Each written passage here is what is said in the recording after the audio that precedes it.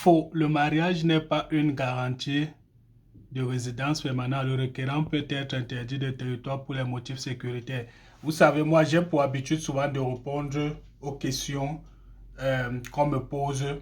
Donc, je donne la réponse au début et ensuite je développe. Si tu avais suivi toute la vidéo, tu allais comprendre les nuances que j'ai apportées à, à, à la réponse, en fait, à la question que la personne a posée.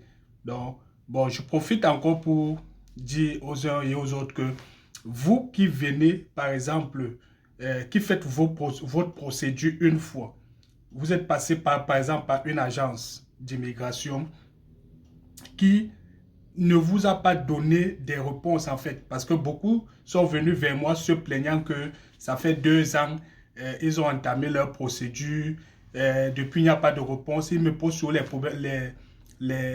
questions de délai, de délai. Je vais vous dire une chose. Parfois, il y a des agences qui vous mettent dans des problèmes. Il y a des gens, pas seulement les agents, il y a même des gens que vous venez vers eux, ils vous mettent dans des problèmes. Ils ne vous donnent pas l'accès à votre dossier en ligne.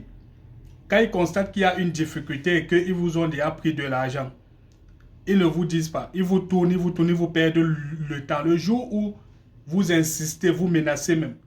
Après, ils vous donnent dans les accès à votre page et vous constatez que vous avez été plaqué, par exemple, pour 5 ans.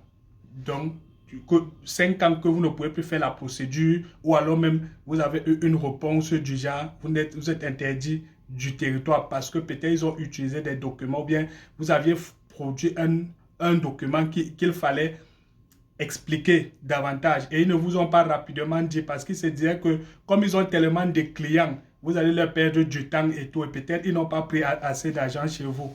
Vous voyez un peu.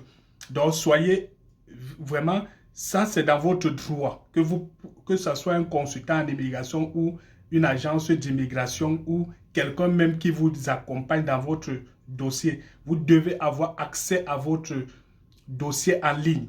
Vous devez avoir accès. Maintenant, les clauses du contrat qui vous lie doivent être respectées. C'est-à-dire quoi? C'est-à-dire que si la personne vous a dit que son service coûte telle somme, vous devez payer cette somme-là. Parce qu'il y a d'autres, parfois, qui ne vous donnent pas accès à votre compte, à votre page. Parce qu'ils ont peur que, comme ils vous gèrent par étape, par exemple, vous êtes à telle étape, ils vous demandent peut-être, disons, 400 $. Il y aura une autre étape où ils vont vous demander peut-être 200 $ ou bien 500 $. Et s'ils vous donnent accès à votre compte, vous allez fuir. Quand ils vont vous demander donc de payer pour l'autre phase pour continuer, vous allez dire non, c'était bon et tout. Et directement, vous avez accès à votre compte. Vous pouvez même modifier les paramètres d'accès pour qu'eux, ils ne puissent plus avoir ça. Évitez ça. Mais je dis, d'un, vous avez le droit d'avoir accès à votre compte en ligne.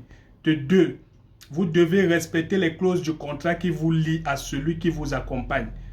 Voilà.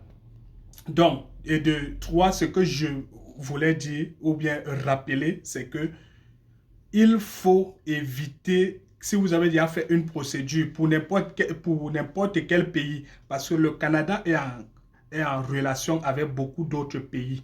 Donc, ça fait que si vous avez eu un problème avec un autre, je n'ai pas dit un refus. Si vous avez eu un refus, ce n'est pas un problème. Mais si vous avez eu un problème peut-être où on vous a donné une réponse qui peut jouer sur votre dossier juridique au niveau international, vous devez résoudre ce problème-là avant d'aller même faire une autre procédure d'immigration dans un pays qui est en collaboration avec le Canada. Sachez déjà que le Canada aussi, c'est un pays du Royaume-Uni. Donc, c'est le roi d'Angleterre qui est le président du Canada aussi. Il faut le savoir. Donc, si vous avez fait une procédure ailleurs et tout, dans un pays qui est couvert par le Royaume, sachez que vous devez avoir un avocat pour résoudre ça. Si vous avez un problème juridique, si vous avez eu un problème juridique. Mais si vous avez juste eu un refus, là-bas, ce n'est pas un problème juridique. Donc, c'est juste qu'on vous a refusé. Et quand il refuse, vous donne des motifs de refus et tout. C'était bon. Si vous voulez relancer, vous devez donc améliorer votre dossier pour que vous ayez une réponse favorable. Donc, comme j'étais en train de dire, vous devez avoir accès à votre dossier en ligne et vous devez respecter les clauses du contrat avec la personne qui gère votre dossier, vers qui vous êtes allé et tout. Parce que c'est un peu ça. Donc faites tout toujours, que demandez à votre personne qui vous accompagne dans votre procédure, sauf si vous la faites seul. Mais si quelqu'un vous accompagne, demandez-lui sincèrement que s'il y a un problème, dis-moi, sois sincère avec moi et tout. Parce qu'il faut éviter les calls. Il faut éviter qu'on vous colle.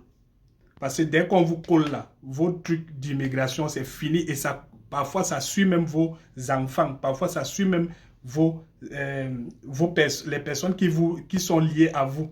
C'est-à-dire que ce soit votre mari ou votre femme. Ça peut aussi les suivre demain, ce dossier-là. Je vous dis, vous serez obligé de prendre des avocats spécialisés dans le domaine et vous allez dépenser de l'argent pour rien.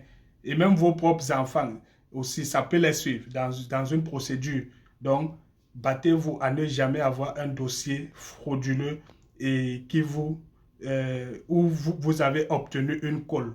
Voilà, c'est tout ce que je voulais ajouter encore à la suite de ce que le frère a écrit là, même comme il n'a pas suivi toute la vidéo. Apprenez à suivre tout ce qu'on a dit avant d'écrire. Merci.